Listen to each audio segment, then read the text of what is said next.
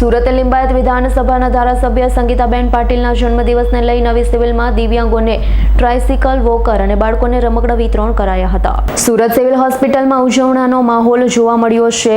સુરતના લિંબાયત વિધાનસભાના ધારાસભ્ય સંગીતા પાટીલના જન્મદિવસની ઉજવણીને લઈ સુરત નવી સિવિલ હોસ્પિટલમાં દિવ્યાંગોને ટ્રાયસિકલ અને વોકર તથા બાળકોને રમકડા વિતરણ કરાયા છે. જ્યારે ટીબીના દર્દીઓને 6 મહિના ચાલે તેટલી અનાજની કીટ વિતરિત કરાઈ છે. તો આ સમયે નવી સિવિલના સત્તાધીશો હાજર રહ્યા. મારા જન્મદિવસ નિમિત્તે આવતીકાલે મારો જન્મદિવસ છે અને એના નિમિત્તે બધા કાર્યકર્તા દ્વારા અને પદાધિકારીઓ દ્વારા અનેક કાર્યક્રમોનું આયોજન કરવામાં આવ્યું છે.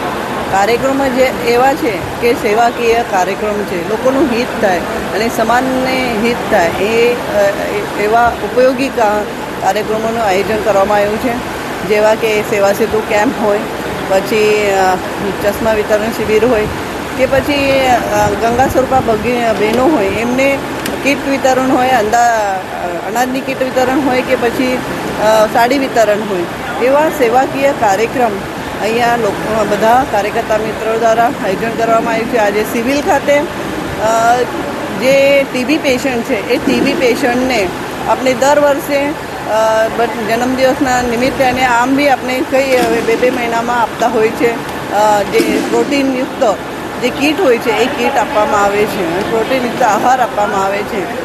એવા અતિ ગંભીર જે પેશન્ટ છે એમને આપણે કીટ વિતરણ કર્યું છે. સાથે સાથે જે દિવ્યાંગ ભાઈ બહેનો છે એમને ઇલેક્ટ્રિક સાયકલનું પણ વિતરણ કર્યું છે. અને સાથે સાથે જે બાળ વિભાગમાં જઈને બાળ વિભાગના જે બચ્ચાઓ છે જે અહીંયા જેમને કંઈ તાવ કંઈ આવ્યો છે એ બચ્ચાઓને પણ રમકડા વિતરણ અને ફૂટબોલનું વિતરણ કરવામાં આવ્યું છે.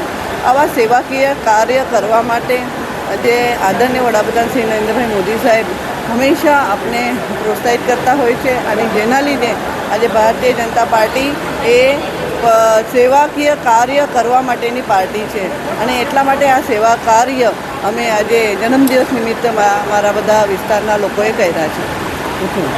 Bureau report S9 news Surat. અમારી તમામ માહિતીથી અપડેટ રહેવા માટે જોડાયેલા રહો S9 ન્યૂઝ સાથે.